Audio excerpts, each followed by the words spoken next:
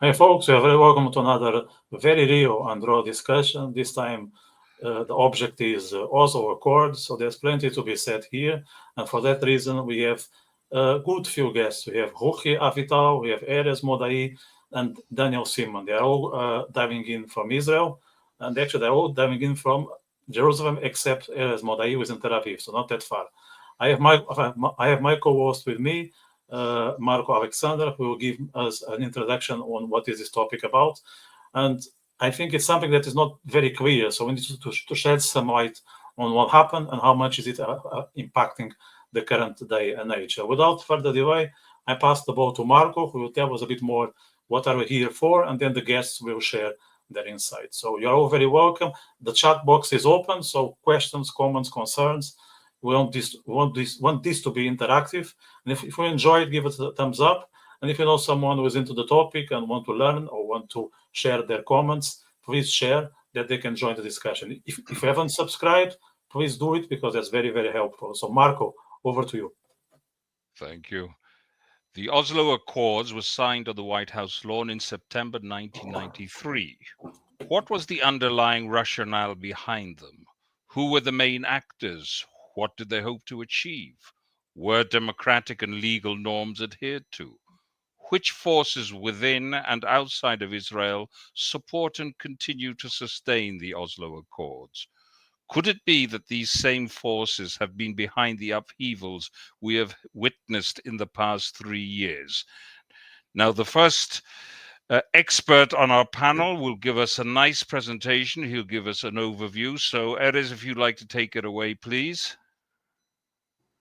Thank you, Marco. If you could show the presentation. I'm going to give a general background. It's not that nothing else happened in the relevant years, but things that I thought that have more long-term effect, I brought before you. So from 1948, Arabs used the West Bank and the Gaza Strip as bases for terror attacks against Israeli civilians.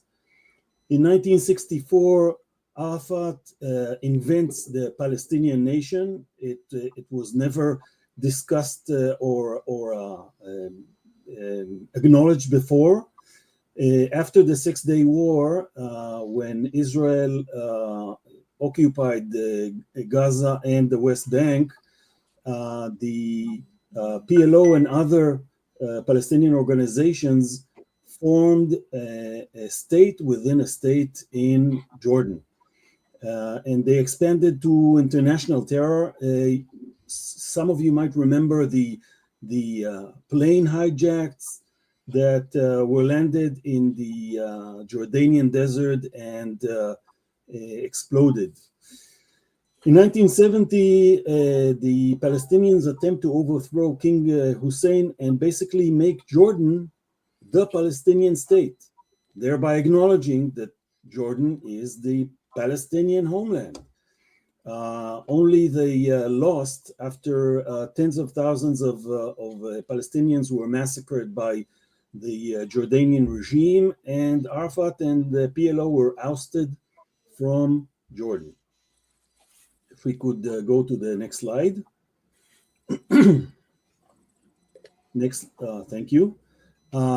They were accepted in Lebanon, where they established a quasi-terror state in southern Lebanon.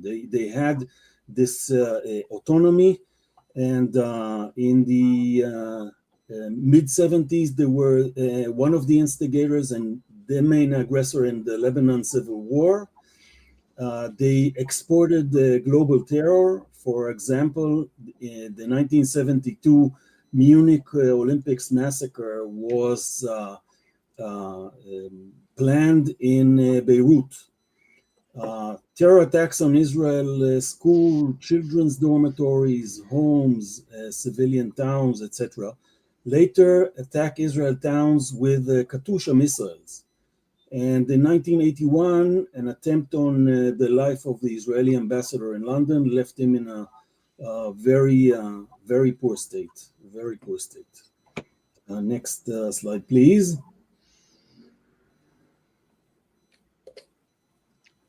1982, Israel invades Lebanon after the attempt on the Israeli ambassador's life in London, and having 1 million people, approximately 1/6 of Israeli population at the time, live in shelters because of constant Katyusha launches.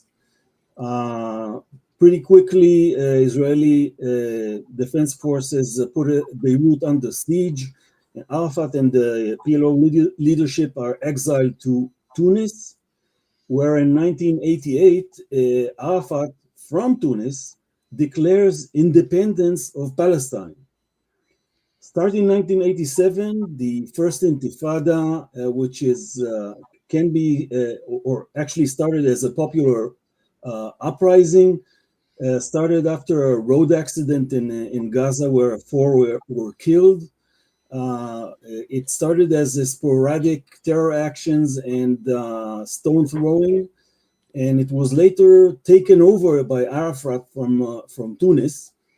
And as Israel eventually reacted strongly, it was met with considerable internal opposition from the territories, meaning local, when Arafat is sitting in Tunis. Next slide, please. The Oslo Principles, signed in 1993, were mutual recognition, Israeli withdrawal from areas that were designated areas in Type A areas, starting with Gaza and Jericho. The vast majority of Palestinians were brought under self-rule, as much as being ruled by a terrorist organization can be referred to as self-rule. In the aftermath of the Oslo Accords, next slide, please. Arafat, one of the first thing he does as the ruling entity in Gaza is he brings missiles and terrorists into Gaza under diplomatic immunity in his car. Eradication of Israel stayed in the Palestinian Charter. UN-sponsored incitement against Israel continues. Israel was not acknowledged in PA publications, school books. The whole territory from the river to the sea was referred to as Palestine. And in the years following the Oslo Accord, 1,400 Israelis lost their life to terror acts. So this is, I think, the right background to the discussion. Let me turn to you, Daniel. I remember just before the Oslo Accords were signed, the preceding 2 or 3 years, Israel had suppressed the Intifada. It had come out of the Gulf War stronger than ever. Israel, probably the Jewish people, had never known a period of greater security than they had obtained in that period for 2,000 years. What was the underlying rationale which underpinned the Oslo Accords? The good question. Yeah, there was one thing seems to have affected the other, and yeah, there was the Gulf War, but interestingly enough, you had two elements on the Israeli side. In 1992, you had the elections in Israel in which the Labor Party returned to power with Yitzhak Rabin. For the reasons are irrelevant, but basically they were economic reasons. While Rabin was the Minister of Defense under Shamir for many years, and they had a very strong, if you want to call it right-wing, conservative attitude towards the Palestinians, in this case, or the Arabs in Judea and Samaria and the Gaza Strip. It was Shimon Peres as a foreign minister, I believe, at that time, or he was defense minister, I believe, under Rabin. I worked at the prime minister's office at that time. And it's funny that with an Italian journalist, just the summer before, we had an incident in Lebanon. There was one of these operations in Lebanon at the time. And Lorenzo Cremonesi from Italian media was asking me, he said, I had this left-wing government, the Labour Party, why aren't we going to peace? Why is it continuing with the invasions in Lebanon and the combat in Lebanon? And I said to him, look, we don't know what's happening behind the scenes. And I honestly had no idea what was going on in Oslo. And I said to him, this was in August. And I said to him, who knows what's happening behind the scenes? There may be negotiations happening right now. A month later, it's discovered that while we were talking about this and while everything that was happening in Lebanon, for several months beforehand, people under the instruction of Shimon Peres were conducting negotiations with the PLO in Europe and in Norway. So you never know what's happening. Shimon Peres had this desire and this belief. When it was brought to the attention of Rabin, and this we know afterwards, he was skeptical about it. He wasn't too pleased about things happening behind the scenes, but he was convinced to give it a chance. He didn't believe that this would be successful. But following the negotiations there with Yossi Beilin, they did bring it to Yossi Beilin was the deputy minister of foreign affairs and a confidant of Shimon Peres. And they brought it to Rabin's attention and he said, all right, he'll try it. There was an understanding. You have to remember that there was no real agreement in September of 1993. You then had the Paris agreements afterwards, which had that Israel would withdraw from Jericho and the Gaza Strip. And by that time, Rabin went full force. He took over. And what he did, so he has the people he can trust, and being a military person for many years, he brought in the top military echelon who immediately adopted the whole attitude and the shifting of the attitude in Israel that now we have to find a way with the Arabs in Judea and Samaria and the Gaza Strip to try to resolve the conflict between us. The interesting thing is what led Rabin to this was precisely, as you mentioned, the Gulf War beforehand. What Rabin witnessed during the Gulf War and was troublesome for him was that he saw that the Israelis, when Tel Aviv area came under a missile attack from Iraq, many left Tel Aviv. Tel Aviv was vacated. They moved to relatives around Israel. This was something that bothered Rabin very much, and he believed, and it's very easy for me to say this right now because I can jump 40 years later, and we can see how 30 years later, and we can see how the people of the state of Israel, in contradiction to what Rabin believed at the time, are steadfast and strong. But what Rabin believed and what he took from this back in 1990, in the Gulf War in 1990, was that the Israelis don't have the stamina to stand, and we have to find a peaceful resolution or some kind of way, because terrorism was increasing because of the first Intifada, was increasing in Judea and Samaria and in Gaza, and the violence was increasing. And he believed that the Israelis didn't have the stamina to continue with this, so we have to find a resolution. And the idea was on Rabin's part, and this was what Shimon Peres said, we'll turn it over to the PLO, and they'll take over. We'll give them arms. We'll train their people, or the Americans will train. The Americans weren't involved initially. They came in. They too were surprised by the Oslo agreements. And so they put them in this situation that they had, if Israel's doing it, obviously the Americans are going to accept it. And so this is the premise that you had between September, and then you had the Paris agreements, and then I believe it was the Cairo agreements, which determined that Israel would withdraw from these two locations, Jericho first and the Gaza Strip, allow Arafat to move in and start establishing control over these areas and allowing them to train. Initially, it was supposed to be police officers, but he very quickly violated that. And the whole idea was that they would take control over this. The Israeli people wouldn't have to deal with the so-called intifadas anymore. And the hope was that by testing this, we'll have a resolution to the situation, and they would deal with it, and we wouldn't have to deal with it anymore. That's quite extraordinary.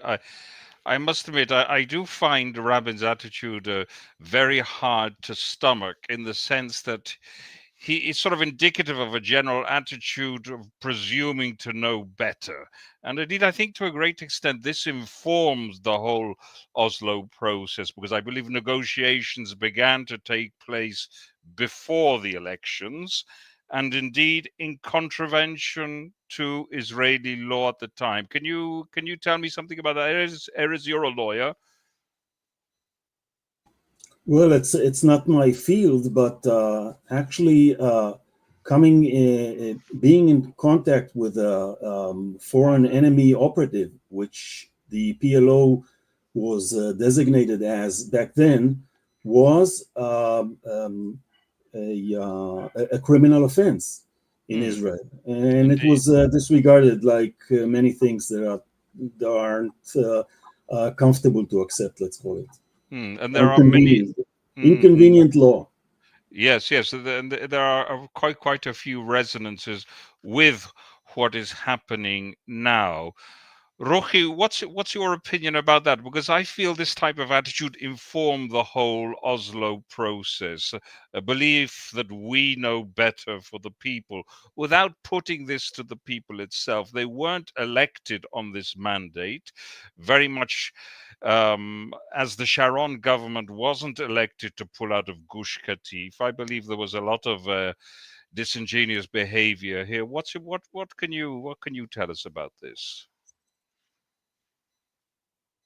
Microphone, Ruchie. Microphone is Microphone. off. Yes, sorry. I think there's something more serious involved than thinking you know better. After all, leaders always think they know better, and they've often changed their positions after elections. It's not unheard of, especially when they have the entire media behind them to convince the public. And, if a referendum had been held in 1993, I'm not sure they would have lost, because they had the whole media pushing the Oslo Accords. I think what was much more serious was there were two things at play here. There was Rabin's fear, as Daniel explained. He was afraid that the Israeli people didn't have the resilience to hold on through many more years of terror. But even worse than that was Peres's romanticism. He believed that it was enough to talk about peace, to talk about a new Middle East, completely ignore what the Arabs were saying to themselves, to each other, openly, unashamedly. There was the Palestinian covenant, the Hamas covenant. They call for the destruction of the state of Israel. The Palestinian idea and the Zionist idea are two mutually exclusive ideas. The Palestinian state can only be erected on the ruins of the Zionist state, of the Jewish state. That's what they mean when they talk about from the river to the sea. And Peres completely ignored that. Peres and Balin and all those other people, they decided to ignore it. It's this, what they call the racism or bigotry of low expectations. It doesn't matter what they say to each other. We don't care about what they're saying to each other. We only care what they say to us. And to us, they were talking peace. They weren't even really talking peace. They never, ever agreed to recognize a Jewish state here. Every time when the Palestinians talk about a two-state solution, they are not talking about a Jewish state and a Palestinian state. They're talking about a state and a Palestinian state. In other words, a binational state, a non-Jewish state, what's called a state of all its citizens or something like that. They never, ever say that they will accept a Jewish state. They have said countless times that Jews are not a people. They're only a religion, not a people. Judaism is indeed an anomaly. in the nations of the world. It is both a nation and a religion. We have very many irreligious Jews that do not believe in Jewish practice, but who identify very strongly with their Jewishness, not the religious part, but the national part of their Jewishness. That it's really something that's different from all other peoples. And Peres's romanticism, the blindness to what was staring us in the face, and then when the buses started blowing up immediately. I know, Ruchie, but his romanticism was coupled with a ruthlessness. It wasn't mere absolutely. romanticism. That is not unusual on the left at all. This is went what we hand always see on the left.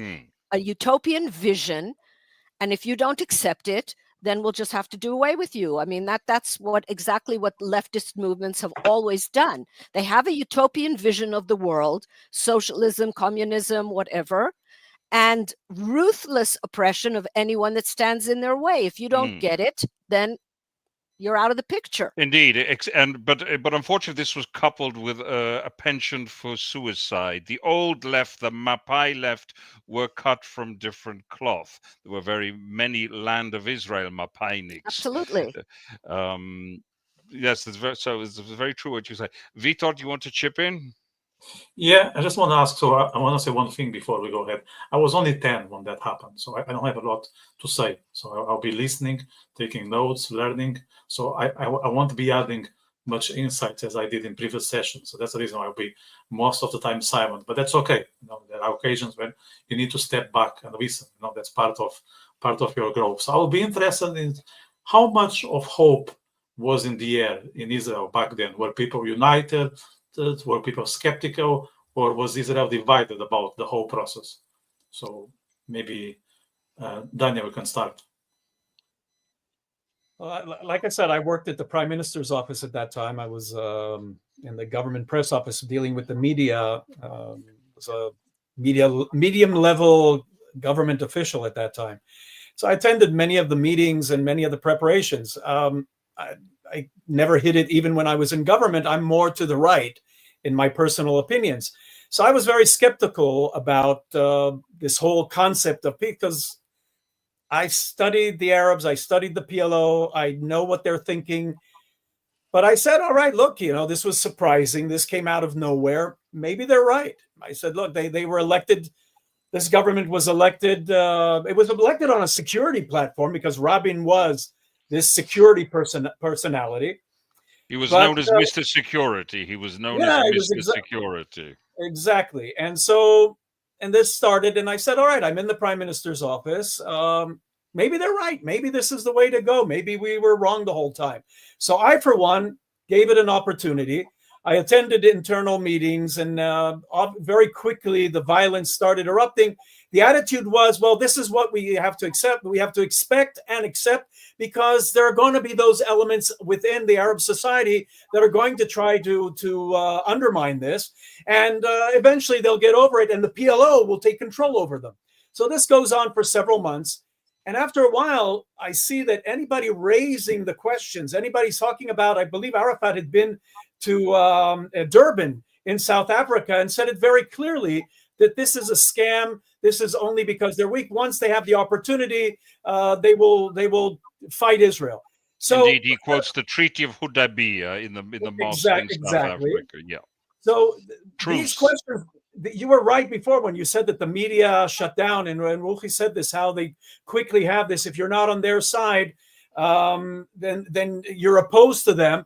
And anybody raising questions was silenced. It's an enemy of peace. An enemy of peace. That was the term they used. Right, because peace is a great thing that we all want. So if anybody speaking against it and raising legitimate questions was immediately shut down. Now, in the internal meetings that we had, so these questions were raised, not on a political platform, but look, are we going to address this? Are we going to say anything about it?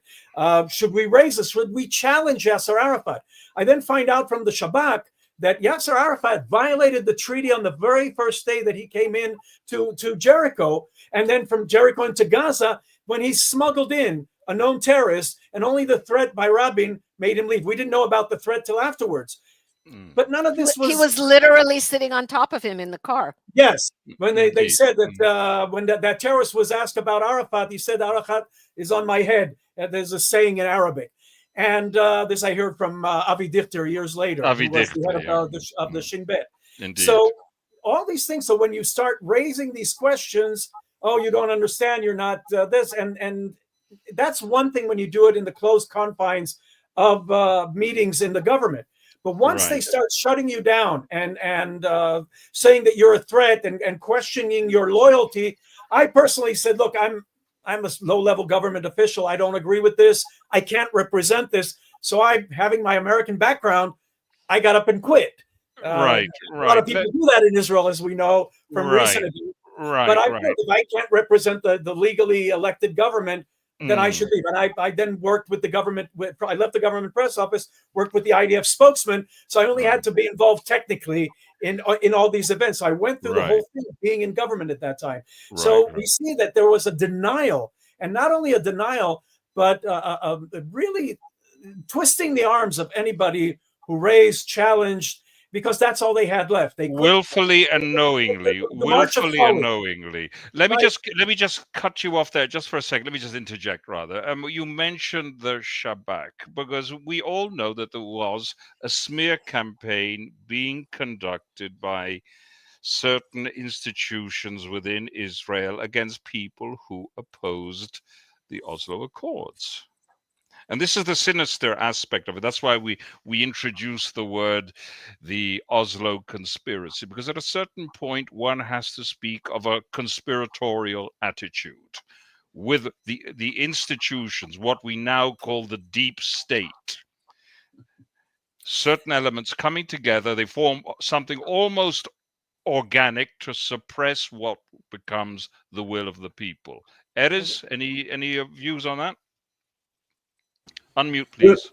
Well, first of all, I agree completely with my friends to the panel said. What I want to add is the cultural aspect. As someone who deals with culture gaps day to day, I happen to know that there was absolutely zero attention to the cultural aspects of the Oslo Accord. As we know, the Islam is a very substantial part of any Arab identity.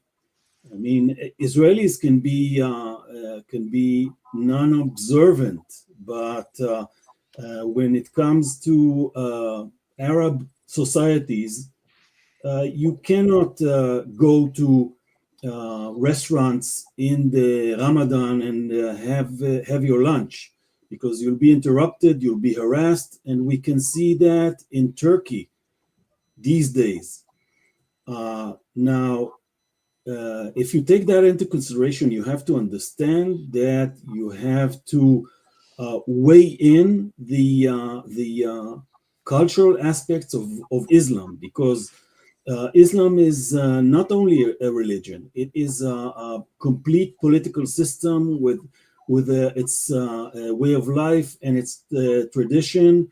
And under this tradition, agreements are meant to be broken. The Hudaybiyah agreement is very fundamental to the Arab psyche, meaning that you can sign any agreement, swear in the name of Allah that you will keep them, but when your tactical situation changes, you have absolutely no problem with breaching these agreements. Especially that's with the infidel. I need to stress that is especially when relationship with the infidels. Right, especially when the receiving side is, as you said, infidels. Then you are absolutely free and independent from any former commitment. And this willful blindness of the people who were behind the Oslo Accords also includes disregarding the cultural aspects of someone who doesn't attribute any significance to the written agreed word, and basically ignores it according to his own interests. Mm-hmm. Ruchie? And to that should be added, as Daniel mentioned in part, the complete marginalization by the media of anyone who dared to express any opinion that cast any doubt on the prospects of the Oslo Accords to bring peace. And we have to remember, this is the 1990s. There's no social media, there are no cable stations, there's nothing besides the mainstream media. I think there were only 2 television channels at that time, and the national broadcaster was one of them, and also the main radio station. I don't even know if there was one radio channel, Arutz Sheva, that was a private rightist radio station, and it had to broadcast from a boat in the Mediterranean because it couldn't get a license to broadcast in Israel, and eventually it was closed down. It was eventually closed down by the government because it spoke against the Oslo Accords and against everything that the government was trying to do. There was no way to get your opinion out. I feel very, very strongly that had there been social media at that time, had there been other networks, other television channels, other radio stations, if people had been able to speak their minds and allowed to say what they really think, I think that the Rabin assassination could have been averted. There was a terrible sense of, I'm not, of course, endorsing it or approving it in any sense. It was a terrible, terrible thing to do, a terrible tragedy, but it was born out of this sense of being choked, being silenced. People were not allowed to speak their minds. They were called enemies of peace. And people that were killed in terror attacks, they were termed victims of peace. Victims of peace. And people that spoke out, again, Rabin, with his famous hand gesture, he called them helicopters. They're just making wind.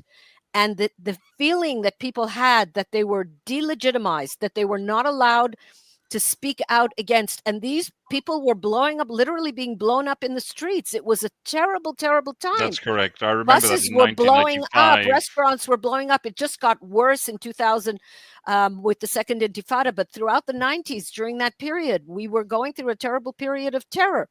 And, as Daniel said, we were expected to expect that and accept that, because but again, this is this soft bigotry of low expectations.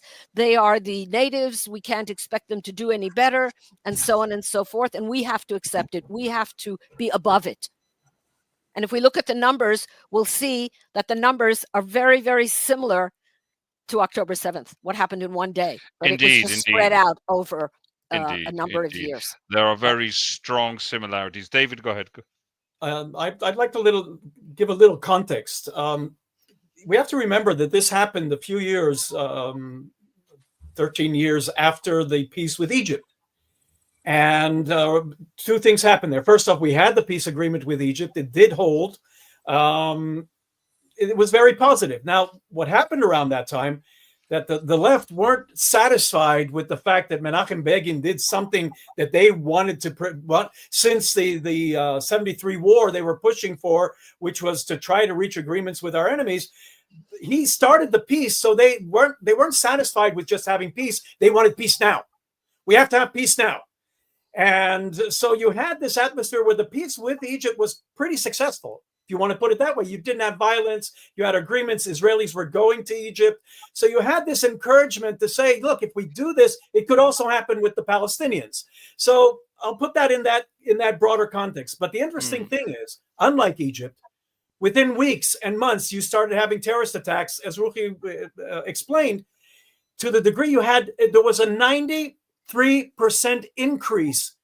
And if you take the history of the state of Israel from 48 till the 1990, there was a 93% increase in the number of murders of Israelis in terrorist attacks by the Arabs in Judea and Samaria and the Gaza Strip from that period of time in the first years, even before the Second Intifada. It only increased afterwards. And so this is, they were hoping that the PLO would take control. What the PLO did was first violate the agreement, move in more arms, smuggle arms in there, increase the terrorism element of the Arabs in Judea and Samaria and Gaza. And you just had there was no peace. And the government refused to acknowledge that. They made excuses for it. They eventually, after the Rabin was assassinated, and which at that point, and I say to people that, look, the right wing had nothing to benefit from the assassination, and I'm referring to what you had mentioned before. That's certainly true. That's certainly true. And let me just interject there. Certainly the polls would have indicated that the left would have lost elections subsequent to all the attacks. I would take issue with and after the assassination, they were expected to win the election. After the expectations, the left closed the left were expected to win. It was a miracle that Bibi got in. I remember the headlines. I think they haven't forgiven him for that sin. They have never forgiven him. I can remember the headlines of the Italian newspaper La Repubblica when the left were expected to win. Shimon Peres was expected to win. Midday, they had to change the headline, which I drew an enormous amount of satisfaction. I remember that we went to bed. We went to bed at night. Peace had won was the headline. The polls, the exit polls showed that Peres had won. We went to sleep after midnight, and we woke up in the morning and discovered that he'd lost. Reality was somewhat different. I recall the headline. But I'd like to mention one more thing, if I may. Shamir lost the election in 1992 after a young Israeli girl, a 15-year-old girl named Helena Rapp, was murdered in Holon. One girl was stabbed to death on her way to school. It was a terrible tragedy, of course, but it made huge waves, and the government was deemed to be, weak and unable to fight terror. The one murder, there were really demonstrations and everything, and it was one of the lead-ups to Shamir's loss at the polls in the election to Rabin. Not the only reason, but one of the reasons that Rabin being elected as being Mr. Security, Mr. Security. Exactly. And only that was after one girl was murdered. After that, the numbers just went through the roof. I would, however, take issue with one thing you said, Daniel Seaman, with regard to the peace treaty with Egypt. I just believe that the Egyptians are more patient than the locally homegrown Palestinians. I'm talking about the perception, not. I know. But I just again, we have this picture where the situation where the full picture is not being shown to the public. It was a very one-sided agreement. It's a peace agreement between governments. You said Israelis visit in Egypt, but Egyptians don't visit in Israel, and there were a number of incidents along the borders where Egyptian soldiers have opened fire and killed Israeli citizens. They're always deemed to be crazy. Somehow, also on October 7th, by the way, there was an incident in Egypt that sort of two tourists were that killed. Same day they murdered Israelis in Egypt. Exactly, two tourists were murdered. Indeed. So it's been a very, very cold peace, and I hope that Marco's wrong, but I fear that he is right, that they're just biding their time. Yeah. It's only a question of time. Indeed. Erez? Yes, I want to add a small thing. When the forces at work basically tread over everyone every dissent, the feeling was that we, the people who opposed the Oslo Accords, are a small minority because they weren't at all reflected in the media, in politics. They were just, few crazy guys in the fringe that want to stand in the way of history on its way to global and eternal peace. This basically lie was pushed by the media, by the politics, by foreign governments, and especially the Europeans who thought that they would tame the Arabs by Indeed, giving Arafat a Nobel Prize for peace. Then he would be committed to peace, which never happened and never will. You're perfectly right. And indeed, there are a number of interlocking forces which have informed the whole so-called peace process, namely media, academia, the entertainment world. We, of course, have the addition of NGOs financed by the European Union who have developed a vested interest. And truth be told, they have to be considered hostile actors at this point. At every point. Yeah. Just Indeed. Go ahead, on the Nobel, yeah. Go ahead. Just one quick Well, thing on the Nobel Prize. On the sorry. Okay, sorry. Just one quick comment. I think we cannot take the Peace Nobel Prize very seriously. I just think that a few years back, Obama got it without doing anything. We were just elected president of the US, and in a few months, if I remember well, he was awarded the Nobel Prize. So we cannot take those awards, with seriousness. They are a joke. So it's no wonder that Arafat got it, and a few years later, Obama did.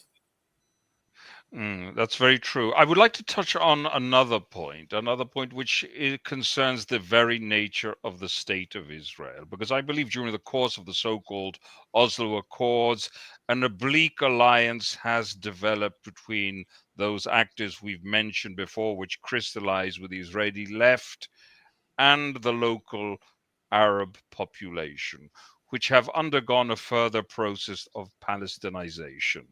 I believe the problem here is the very nature of Israel as a Jewish state.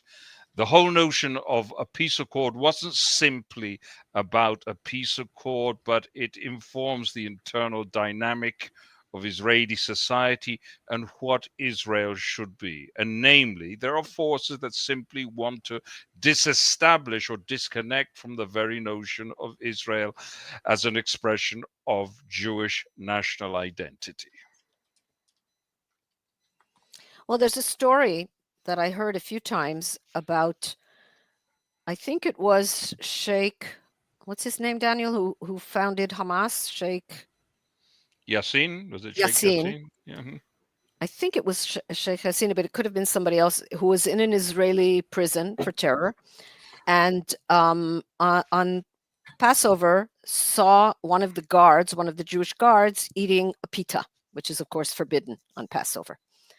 And he said to him, "Aren't you forbidden to eat bread on Passover?" And the guard said to him, "Oh, I don't believe in any of that." And he himself related later that he said, "That's when I realized that we could defeat Israel." That's Sheikh Yassin, you're right. Sheikh Yassin.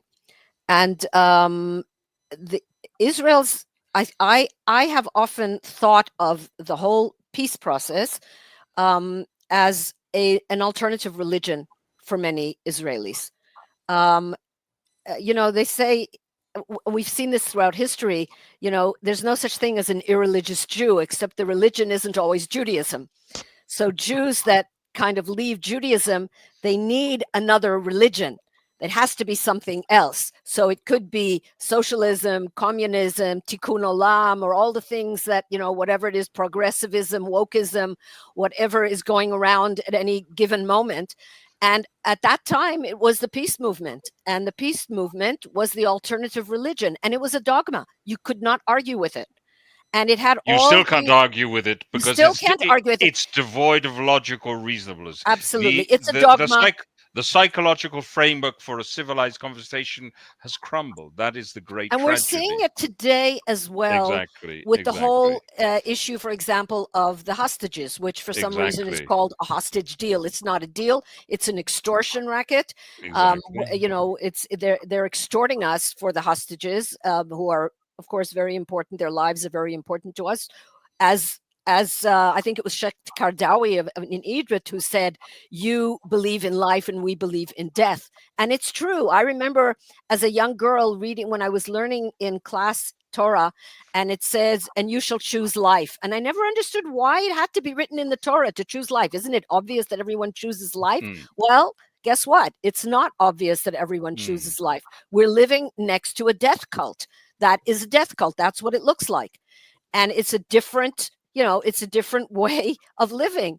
And they take advantage of our love of life. They're extorting our love of life. And you can't discuss it. You cannot discuss this. It's exactly like the Oslo Accords were.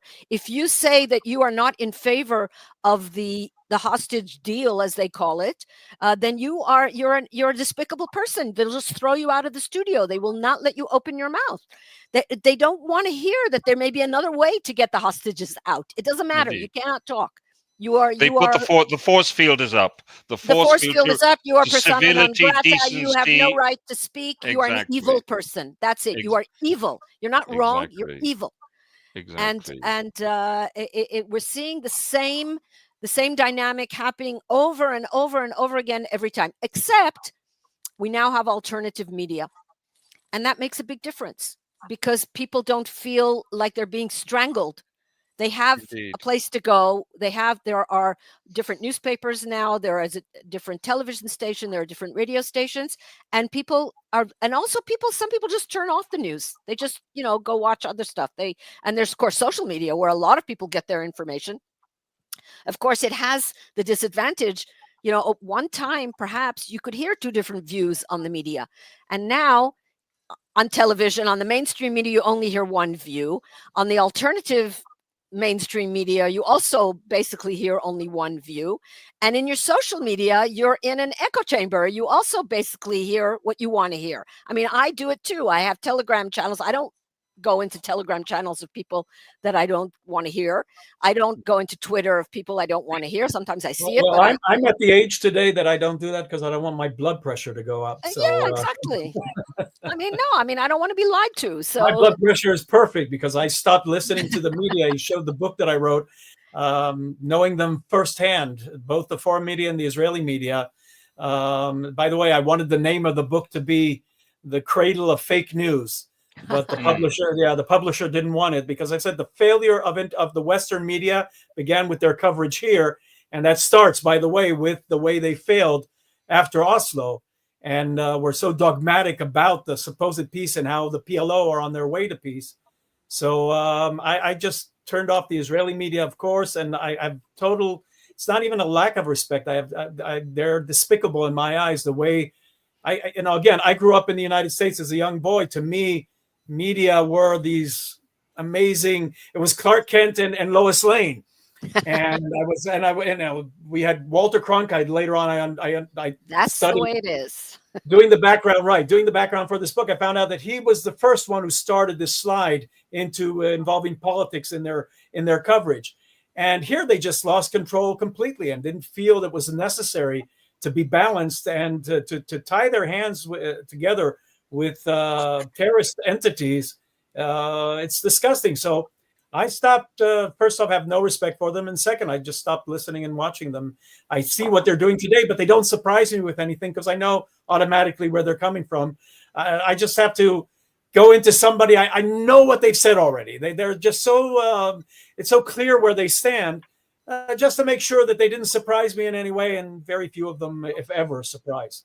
Yes, it's I find it interesting mindset. that your co-author, Ron Schleifer, he's an expert in psychological warfare, isn't he? Exactly. That's what we talk about there, because this is, and I've been saying this past year and a half, that this is the 8th arena in which we're fighting in. You have the 7 physical areas of conflict, and the 8th arena is the psychological warfare, the cognitive warfare, hasbara, as we call it. Hasbara is nonsense, but it's psychological warfare, and they've been very good at manipulating that against us. And indeed, let me just say, we have seen a psychological collapse within the left in general. The reasoning is so contorted. It reminds me of the man who changes sex and discovers he's a lesbian. It's that contorted. Discovers exactly she is a lesbian. Yeah.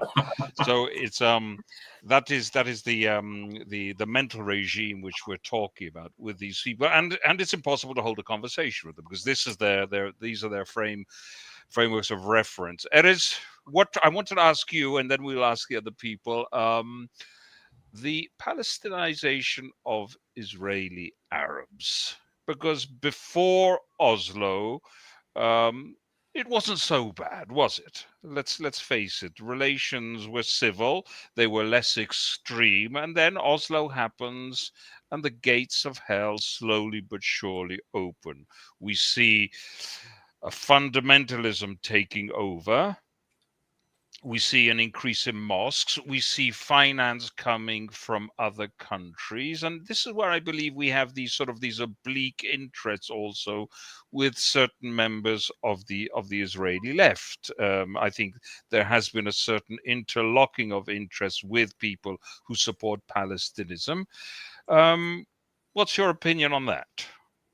Well, I can't speak to the influence of the Oslo Accord, because you can see the infiltration of extreme Islamism in everywhere. You can see it in Israel, you can see it in Britain, you can see it in France. So I don't see the correlation with the Oslo Accord.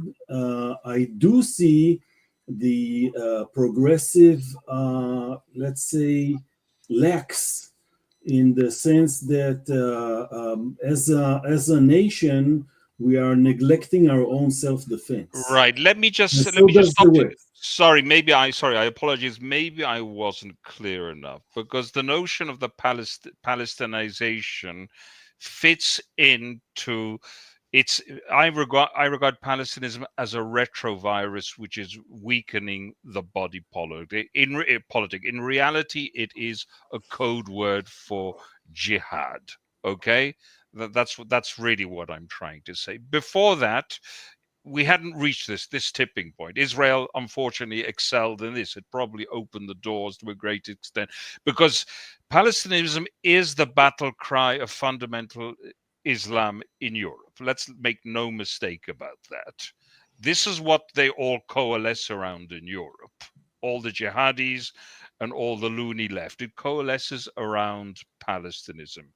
And I think the Oslo Accords open the doors to a great extent to this. That's the point I'm trying to make. I believe there's been a little bit of pushback recently, actually, because there is an increase of Muslims also serving in the Israeli army. They see reality around them.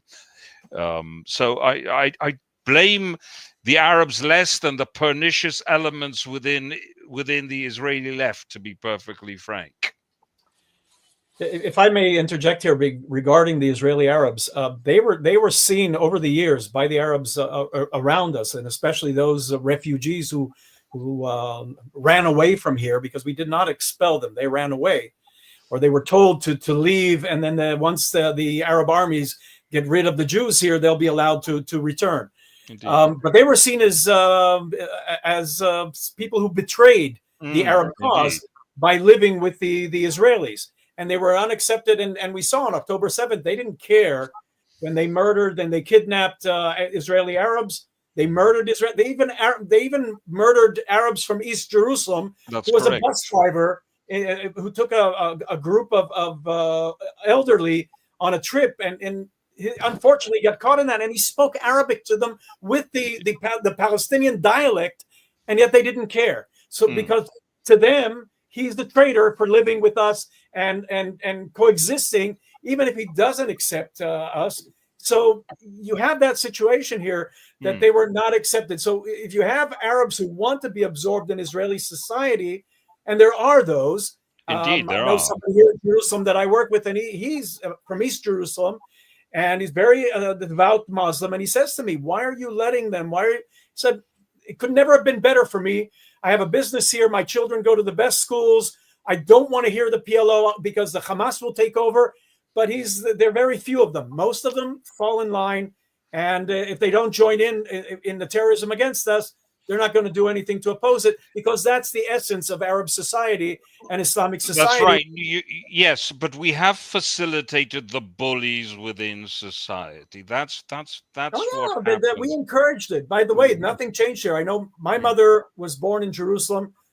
she married an American, and then I was born abroad. But my mother was born here this year, 90 years ago, in 3 weeks. Her father moved here from Afghanistan over 100 years ago, and they lived up until from 1922 till around till 48. They lived with their Arab neighbors, and they tried to convince them to stay here and not leave. And when they did, he was the head of the Afghan community. My mother, and I never forget this, my mother asked him, why are they leaving? And he said very simply, from his knowing who they are, he said they thought that we will do to them what they want to do to us. Right. And that's right. to me, that's the simple essence of it all.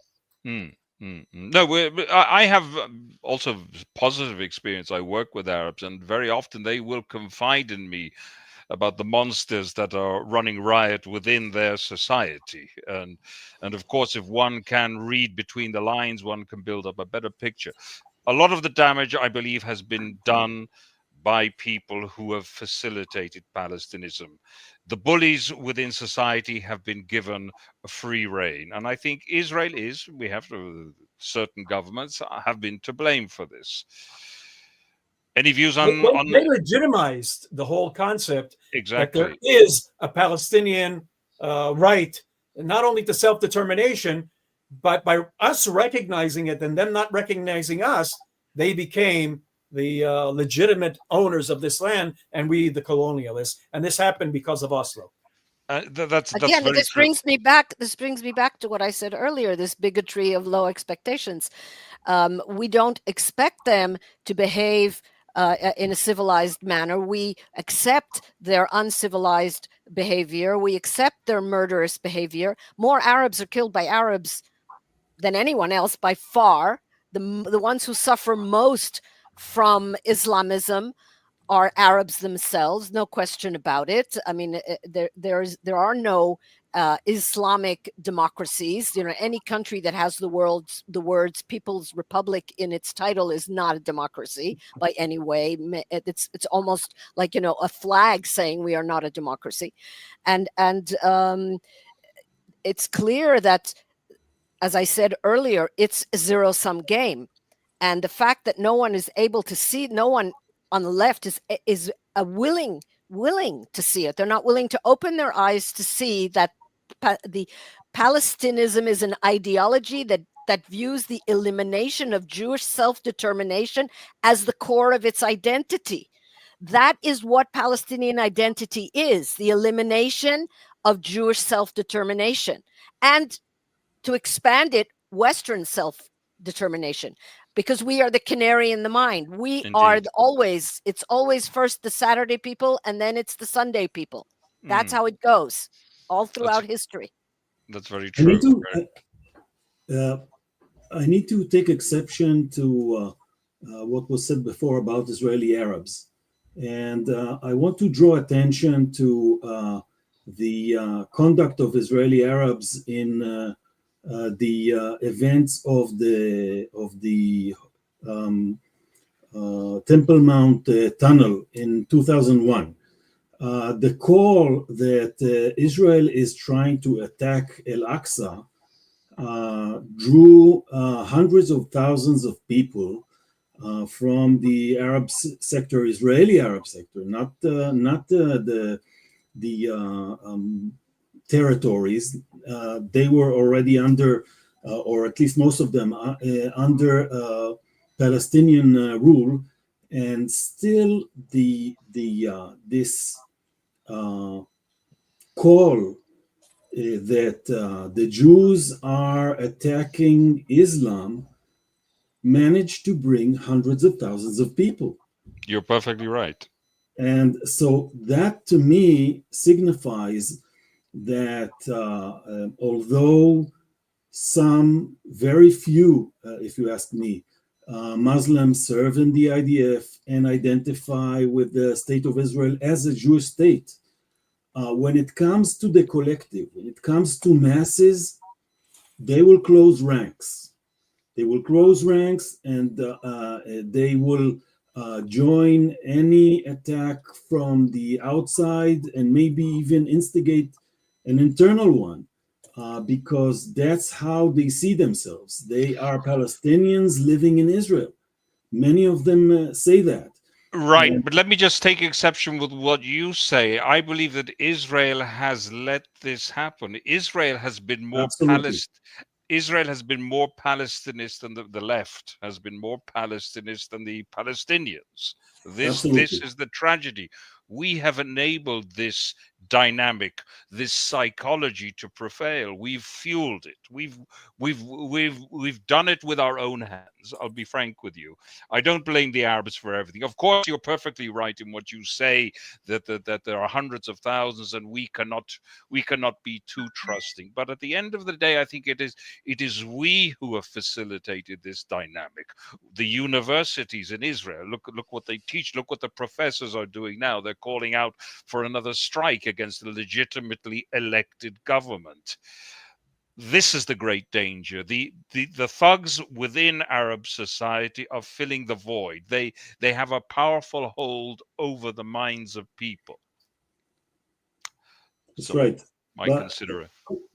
please consider that, as you can see in the United Arab Emirates and Saudi Arabia, the alternative of such a strong force, such a strong undercurrent, is to keep them in jail cells like they do in Egypt with tens of thousands of Islamists. That would have been the alternative for Israel, and I think Israel was not strong enough to take those measures. I'm not sure we need to go down that path. I think there are other ways. For example, Israel has no contract, should have no contract with people who do not abide by its norms. For example, somebody who entertains ideas about destroying Israel, even in the sphere of academia, anybody who subscribes to Palestinism should have his citizenship withdrawn. That's a first step. Okay, Israel disconnects from these people. This should be the disconnection. This should be the itnatkut. Okay, that they become pariahs within the state of Israel. You are no longer part of us. But not only have we not done that, when you Exactly. have Ahmed Tibi, for example, and the other members, Well, there you that go. they should have been rejected to even be able to run for office. They're given a carte blanche by the And courts. that's right. And you know who's allowed There's them the problem. There's the problem. and you know who's allowed them to run while disqualifying other people. We have a two-tier system here. Two-tier system. The Israeli, every time the Israeli election committee disqualified people like that from running because they support terror and they are opposed to the existence of Israel as a Jewish state, which is what the law says. The law states that what disqualifies a candidate from running for Knesset. Every single time that the election committee disqualified someone, the Supreme Court reinstated them every single time, except for Jews. Exactly. Right. Exactly. So we have a Supreme Court that is essentially in constitutional breach constantly, but nobody has picked them up on that yet. Well, Everybody's you'll get picked up very quickly if you try that. Well, that's the point. Not enough of us are doing it, to be perfectly honest. We're not pointing out this flaw, let us say. And I believe it falls. A lot of people say it. There's nothing you can do about it. What are we going to do? You know, it's. Well, we're facing a constitutional crisis exactly because of these things right now. It's not a constitution. Well, I wouldn't call it a constitutional crisis. I would call it a judicial revolt against the sovereign will. I think Right. it's not the Constitution is pretty clear. Israel is a Jewish state, and we have a Supreme Court which is working against the notion of a Jewish state. And not only that, it has undermined the ability of the Jewish state to defend itself in time of war. Well, that brings me back to what I said earlier about alternative religions. Human rights has become the alternative to Judaism and to nationalism. You know, Indeed. you're not allowed to be a patriot anymore. Human rights is more important. We can see what's happening now in the United States with these people that Trump is trying to, or rather Marco Rubio is trying to expel from the United States for violating their visa agreements. And we see, you know, all kinds of human rights activists and movements stepping up to defend them in the courts against being expelled from the United States. A law, because the law is too old. The law That's right. is not as old as the American Constitution. Right. So I think we should be helping people to join the dots. There are forces here that are conspiring to disestablish Israel as a Jewish state. It's the same group of people, whether it's in the sphere of family values or immigrants themselves. Look at the people who are trying to block the expulsion of people who clandestine immigrants here. It's the same people who are pushing this agenda and they have the stamp of approval from the Supreme Court. We do have pernicious elements here at work, and we shouldn't be afraid of saying this. By the way, You're it's not allowed until, you know, now you can go back, but until Trump, during Biden's admission, you weren't allowed to use the words illegal or illegal alien. You weren't allowed to. You had to call them undocumented immigrants. And everybody was talking about, we are a land of immigrants, completely ignoring the difference between legal immigrants and illegal immigrants. Yes, America is a land of immigrants. Israel is a land of immigrants, of legal immigrants, not illegal immigrants. That's right. It's mind-boggling, really. It's mind-boggling. Yeah, when you see the collapse of a psychology, this is what you have. Okay, language is meaningless. People are unable to generate moral constructs. When the moral framework goes, it's a mental health issue, and that's what we're seeing on the problem is, scale. you know, these things happen far more quickly than you realize. You know, Oscar Wilde was once asked about someone that died. They said, "How did he die?" And he said, "Gradually and then suddenly." And that's what I'm afraid will happen. Gradually and then suddenly. These things can happen far more quickly than we realize. But that's what's happening with just like with Oslo, it's what's happening with the whole concept of the extreme left in Israel. And I bind these things together because it is indicative one of the other. And Oslo died back in the year with the Second Intifada. Israelis became clearly aware of what we were dealing with.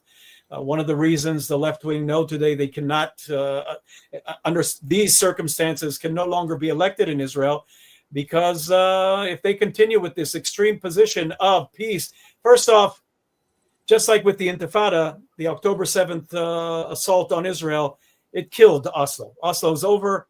At least the assessment that there will be a Palestinian state, that's not going to happen. Most Israelis and don't pay attention what's said in the media, and don't pay attention to what the most extreme elements who get the exposure on the media.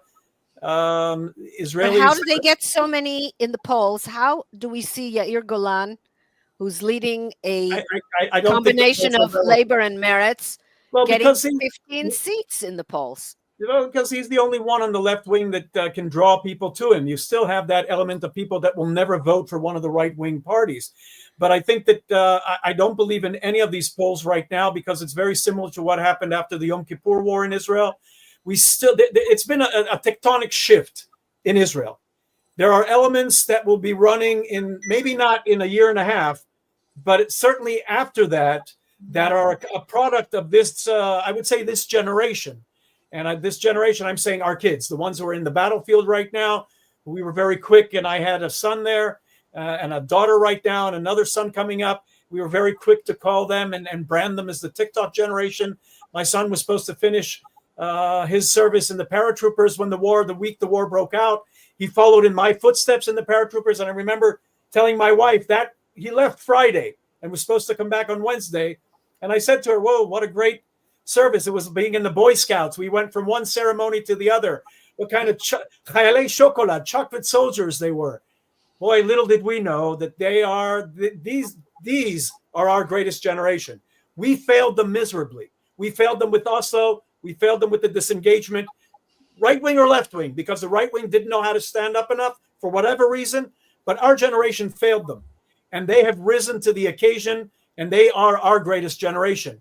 and they are yet to move into politics. This is the kids from 20 to 40 years old. So I don't put a lot of trust into these polls because it's the old hacks. Bibi will be legitimately, unless something surprising happens in the next year and a half, will be elected one last time. But after that, and when he establishes the day after that, we'll be moving into a new generation of Israeli politics that will be addressed. They were called Generation. Moment. They were called Generation Z, but we didn't know that the Z stood for Zionism.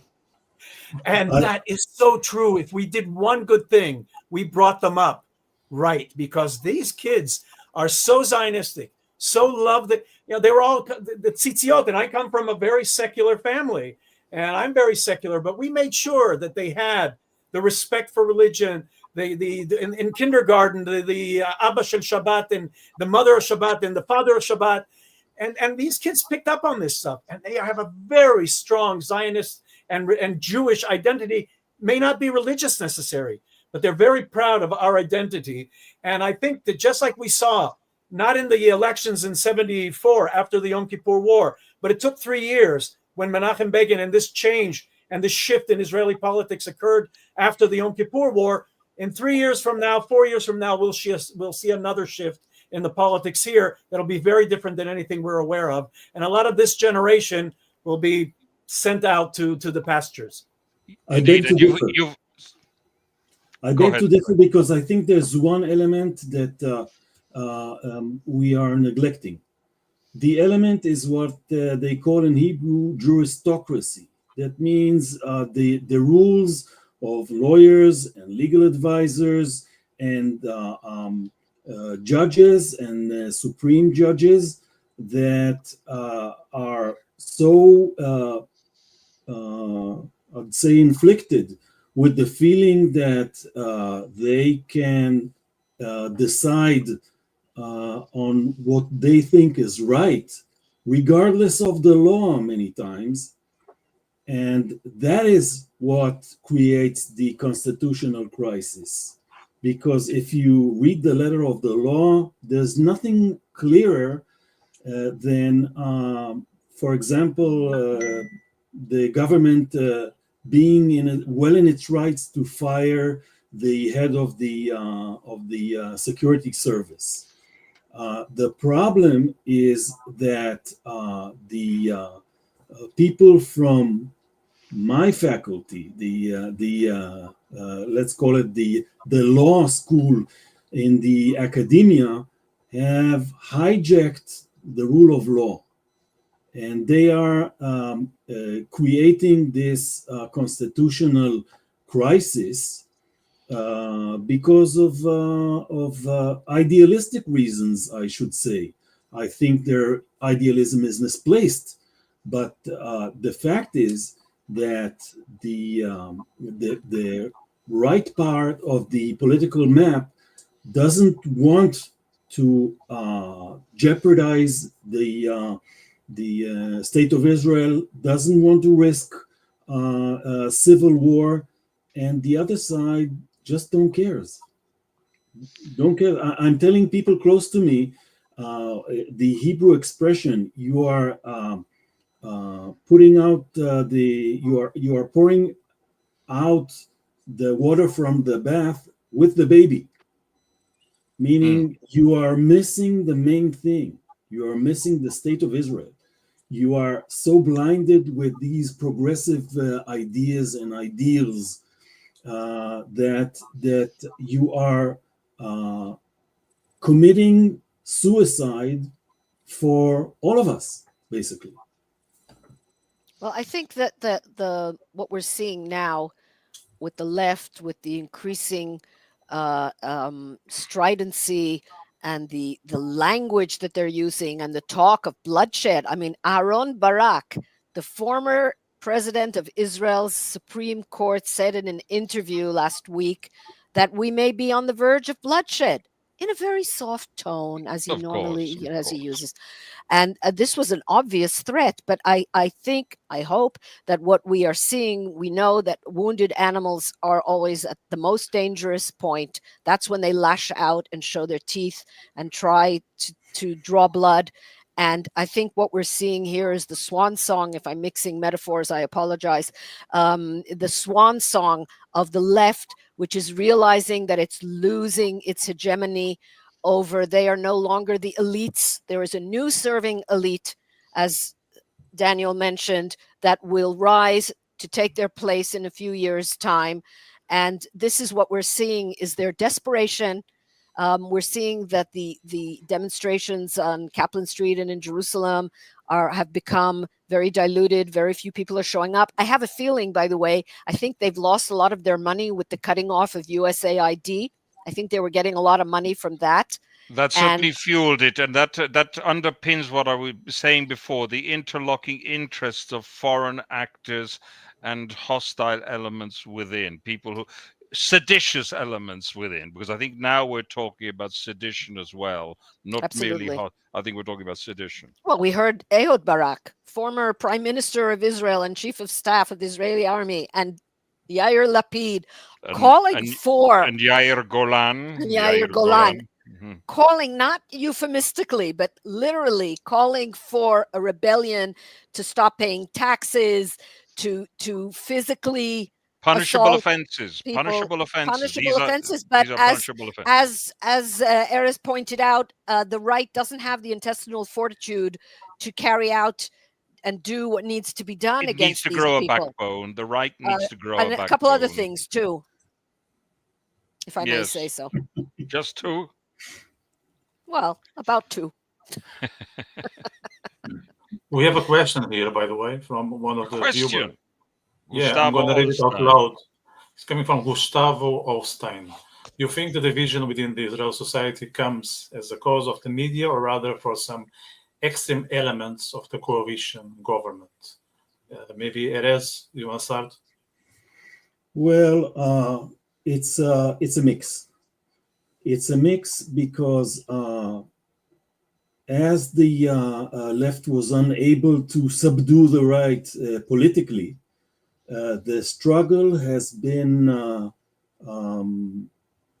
forget the word, was given to the civilian front. And this civilian front is much more free in the sense of the means it can use. It can accept Qatari money.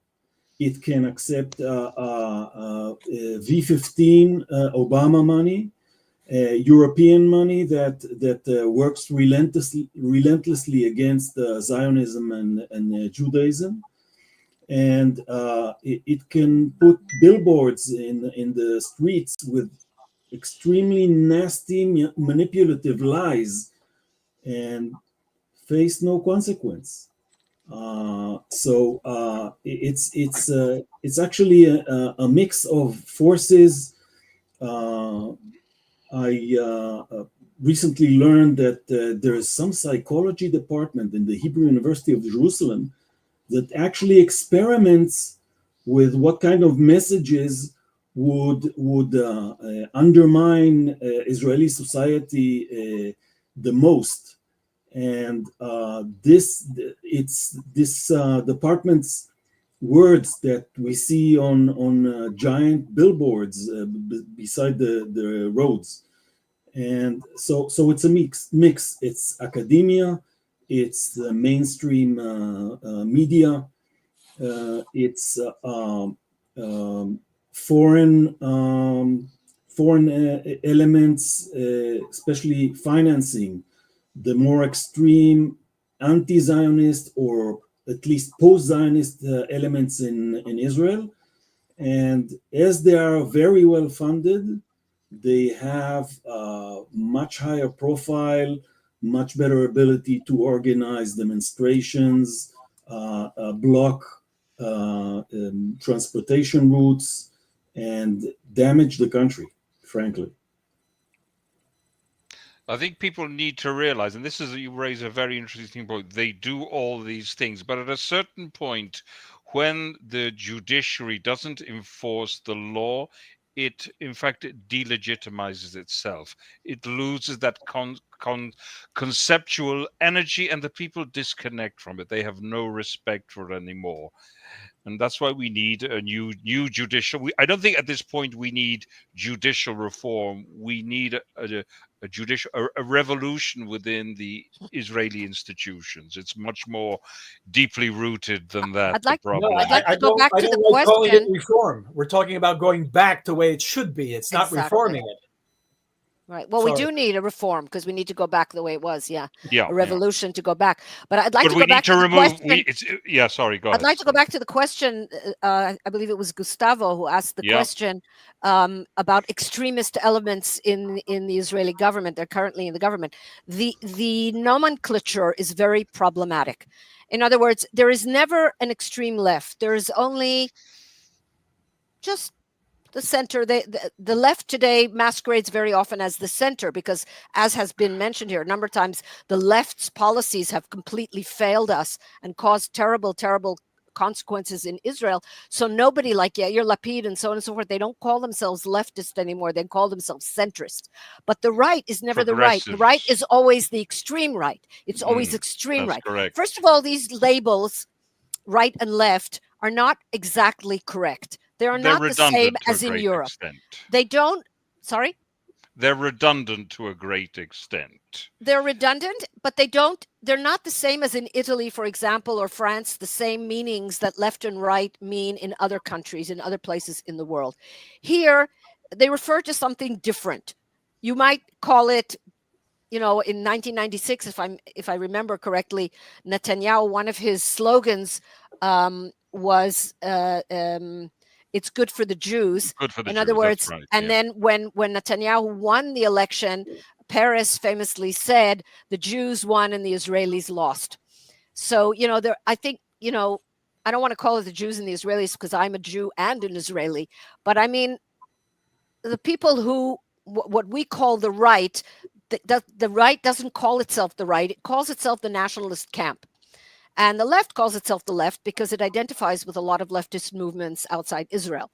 But the right has nothing to do with what in Europe was called the right or the fascist right and so on and so forth. So to label people who believe, who are against Oslo, for example, if you want to see who in the Israeli government were always against Oslo and always were against, who warned against what was happening in Gaza in the years coming up to October 7th, who consistently warned and wrote letters to the ministers of defense and the prime minister, whoever they were at that time, warning about what was happening in Gaza, and then that we were letting our defenses down and that we shouldn't allow Gazan workers into Israel because they would be spying and they would be causing harm to Israel and so on and so forth.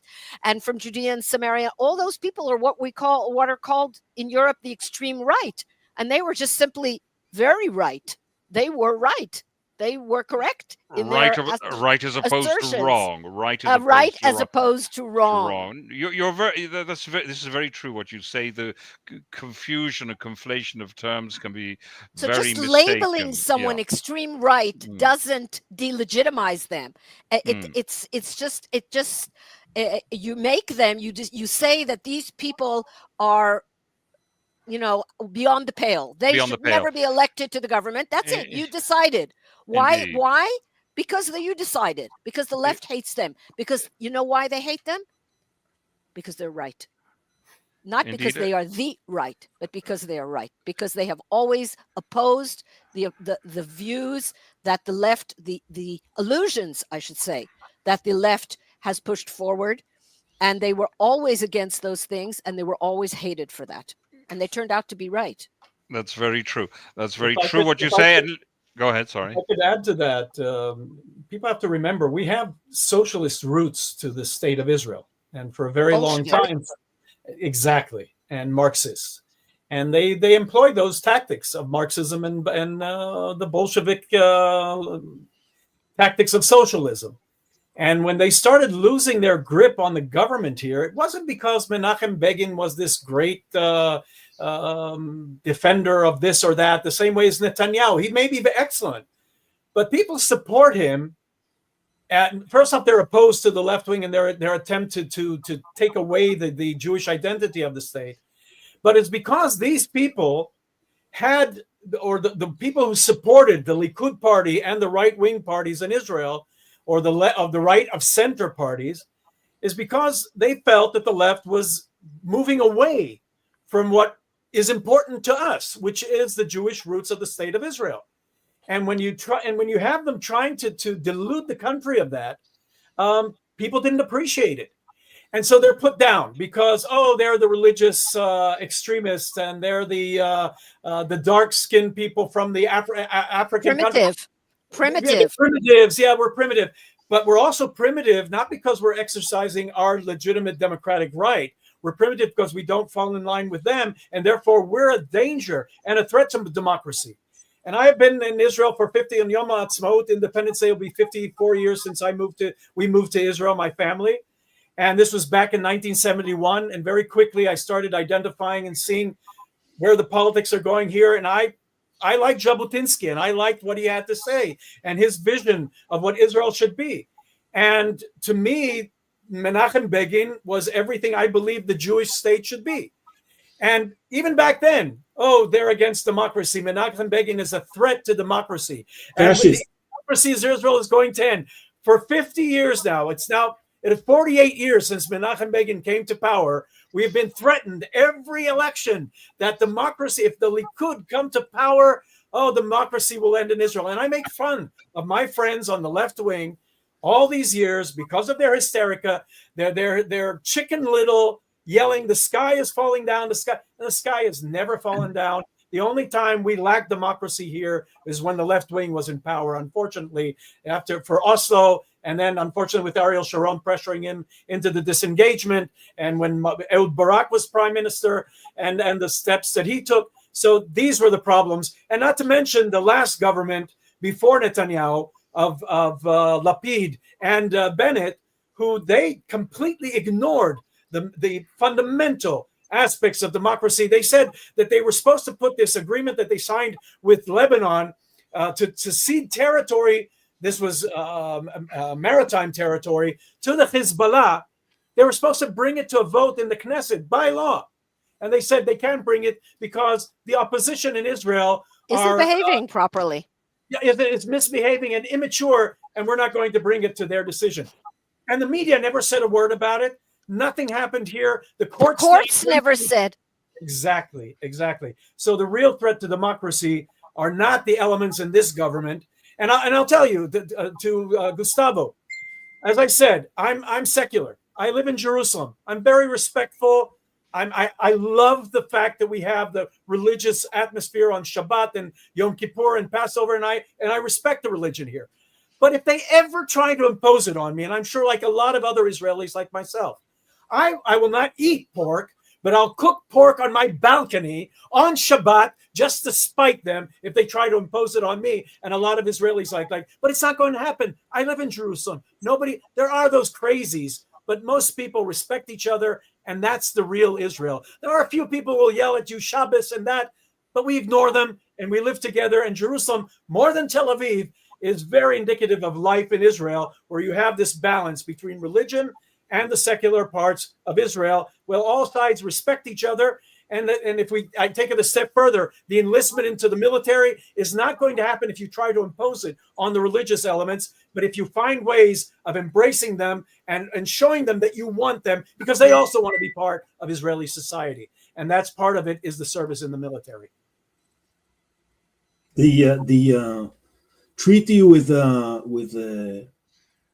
Hezbollah concerning the maritime territory brings me back to a point that Marco raised, and that is that the judicial system is losing the trust and the faith of the people.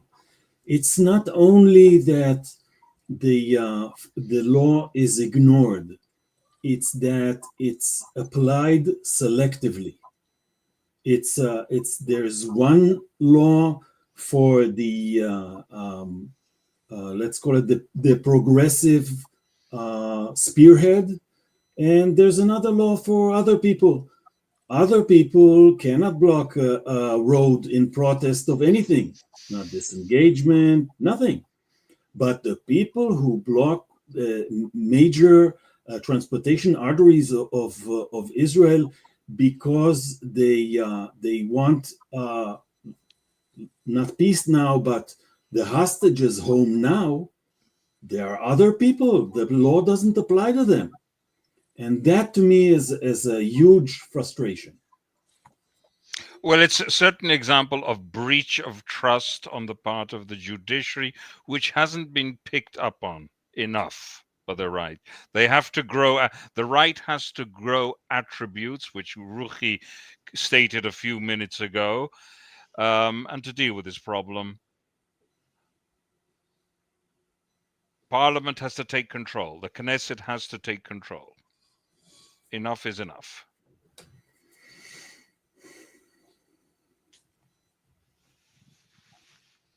I think we'll come to an end now. It's 1.5 hours. I think there's all to We're be all in said. agreement now.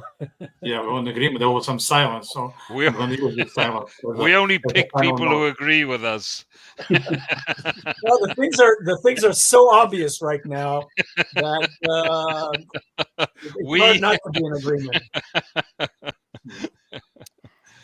What Israel is facing now with the judiciary and the upending of democracy is very similar to what's happening in other countries in the world. It's happening in America. It's happening in many countries where the elites refuse to accept the decision of the people, of the sovereign who have elected a parliament, and they try to overrule the decision of the people by taking supreme authority over what happens in the country. We see it in the United States with Trump, with the courts trying to cancel his executive orders in many different areas, and we see it here in Israel. It's the problem of these elites. They call it populism. You know, it's not populism. It's just the popular vote. That's just more people are voting for these parties that want to move the pendulum back from progressive wokeism more to the center, to family life, to a healthy society where the family is at the center and not all these crazy isms and transgender and all kinds of other things that are destroying the younger generation, and to go back to conserve, we call it conservatism, to conserve the values that keep society going for the future, because otherwise there will be no future. Yeah. It's the same in Europe, as you were saying, Ruchie. It's the exact same. Exactly what you guys are describing, it really echoes to what I see in Europe, not just in Ireland, Portugal, my home country, in the UK, France, Italy. Probably Marco knows more than me, but probably it's not that different. Germany, similar trend. Yeah. Everywhere. Italy actually are the masters of this, because Gramsci was certainly the great, let's say, an important communist political thinker, underscored the importance of cultural hegemony. He underscored that problem, and he certainly spread the word wide and far. I hope that the European governments take strength from what Trump is trying to do in the United States by reversing the trend, by removing and deporting immigrants, whether they've come in legally or illegally, who are subverting American values and Americanism, and do the same in Europe. Maybe there's still hope. It's you know, you go to London, you don't recognize it anymore. You go to Paris, you don't recognize it. It might happen, but it'll take a few years. I think we are behind a lot of intestinal fortitude. They're going to need a lot of strength to do it. Yeah. Yes. Let's start with Canada. Oh, yeah. That's Ruchie's native country. Not native. I wasn't born in Canada. Where were we? Remind me, where were you born? I was born in England. Oh, you were born in, my goodness. I had a wonderful English accent, but only until the age of 5. It was lovely, like the Queen, almost like the Queen. But, you know, you lose it, especially when people say, oh, isn't she cute? Say this, say that. No, lost it very quickly, sadly. No, it's fine. I just have to add that Ruchie is also a colleague of mine, and she's the greatest English Hebrew interpreter in the Western Erez Israel. Daniel, I think we've bumped into each other at CNN back in the day when CNN had that huge office. Remember in those days you would come to be interviewed and I would be interpreting, just coming out of interpreting. Yeah. Interpreted a lot for CNN back in the day. Now I You have refuse the to wrong do it. ideas for CNN, Ruchie. You should have realized that a long time ago. I actually interpreted once for Al Jazeera, to be perfectly honest. It was a speech from the Knesset. I can even go better than that. I can't go better than that. But the Perez Peace Center, it was an absolute circus. I translated a lot for them. Translated and interpreted, yeah. But I interpreted for Al Jazeera. It was quite a while ago. It was a speech by Netanyahu in the Knesset. I don't remember if it was 96 or 2000 or something. I don't know, but it was a speech in the Knesset, and they sent me a check. That's how I remember it was such a long time ago, because they actually sent a physical check. And at that time I lived in Ofra, which is what is known as a settlement. And I deliberately took that check and signed on the other side to pay my local taxes with, so that the Al Jazeera check would go directly into Ofra's bank account. That's how I salved my conscience. Ruchie, you are very close to being accused of an earlier Qatargate. Qatargate.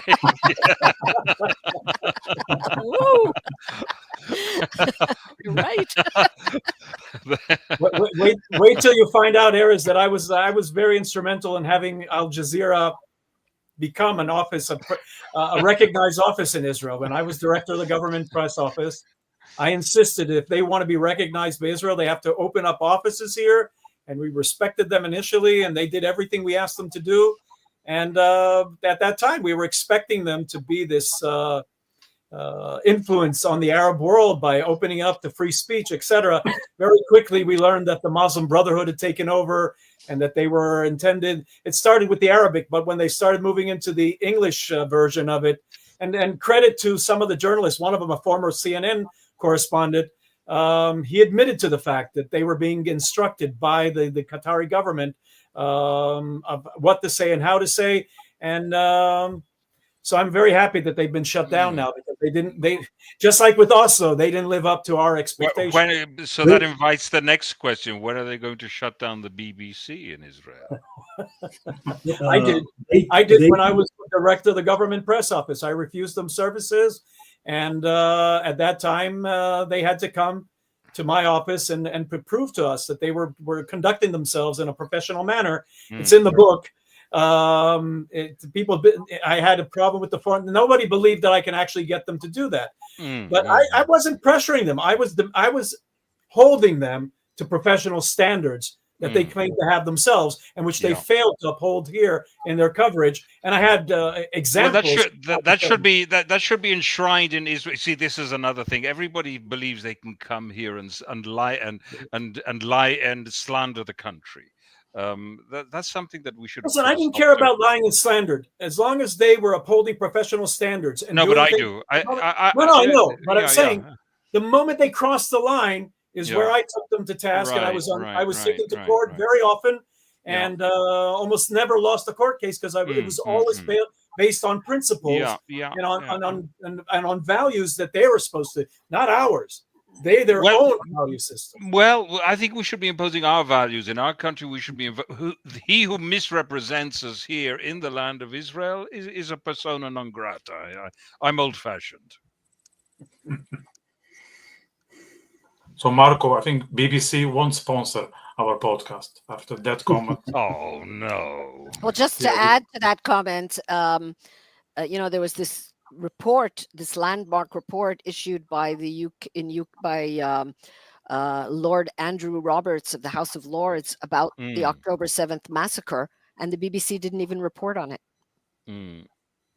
Did the BBC report about a massacre of 50,000 people in Western Syria just these last few weeks? Don't know. No Jews, no news. No Jews, no news. Yeah, indeed. I didn't see any demonstrations in the streets either for those people. No. I might have missed it, but I don't remember seeing anything. Sure. Well, they were busy.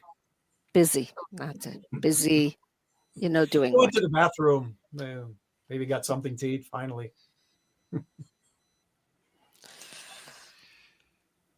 Vitor, Yeah, let's come to an end. he's So dismissing us. Yeah, it seems that there is a confluence in Israel between the media, the academia, and also the judicial system, which is very, very dangerous. It's not that different what happens in other parts of the world, but a positive note. You guys mentioned that there is a response coming up from the youth, and the youth are the leaders of tomorrow. So maybe we can end up with that comment as something to look forward for the future, that our descendants will bring it back to shape. So let's hope on that. God willing. Hope and pray. Hope and pray. So thanks for your insights. Was I think they were very vital for people to understand what happened during the Oslo times and the current day and age, which are not that different as it seems. As we say, le plus ça change. As much as things change, they remain the same. But hopefully they will change. Yeah. That basically is that's a way of what Kohelet said. There's nothing new under the sun. Yeah. So we will meet again, myself and Marco, not this Wednesday because I'm the one to blame. I'm traveling, but on the 9th of April. So we'll come up with another insightful topic. They are always one way or another related to Israel. So we'll see who will be with us, but for sure they will be as insightful as the guests we have today. So thanks again. If you people enjoyed the chat, press all the buttons below: like, share, subscribe, all of them. There's nothing not to press, and we'll see each other next week. So thanks again, guys, and thank you. I hope I can see every single of you in Israel in June. Be very happy. Marco, you have to arrange a dinner together. We will. Done deal. All right, I'll be looking forward. Okay, take care. Have a good. Thank you very much. Bye bye. Hello. Bye bye.